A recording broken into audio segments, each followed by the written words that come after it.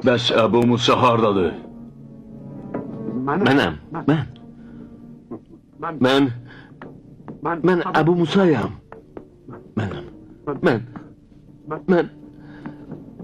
Mən Əbu Musa Əşəriyəm.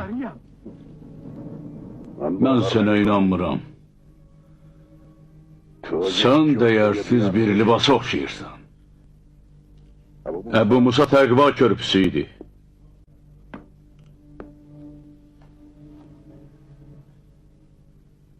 Görəsən bu qiymətsiz libas bizim Əbu Musa'mızı udub?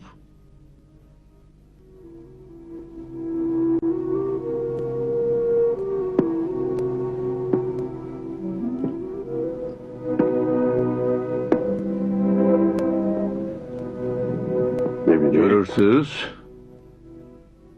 ayaqları söyüd budaq kimi titriyir. Vaxt gələcək, bu ayaqlarla ədalət körpüsündən keçəcəksən.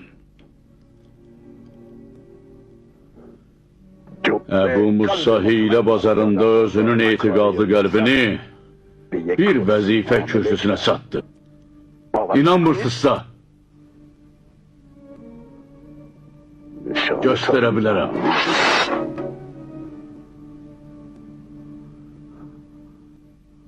Bilmək istəyirəm. Gecədir ya gündüz? Bilmirəm. Gərək ki gecədir. Ya da gündüzdür. Gecədir.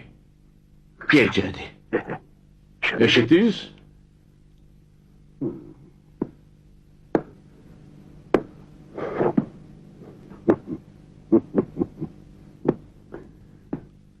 Allah'ın gündüzünü şeyh qoca canının qorxusundan zülmət gecə elədi. Malik!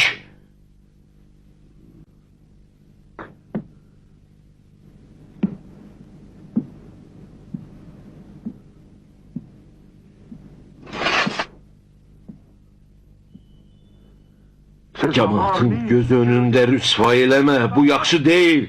Ayıb daxı.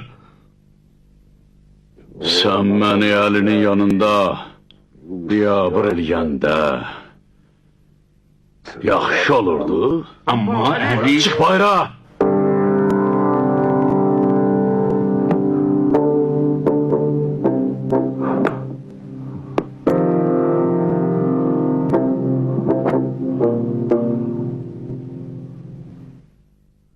Ammar, Şufa ordusu sabah zigara gelir.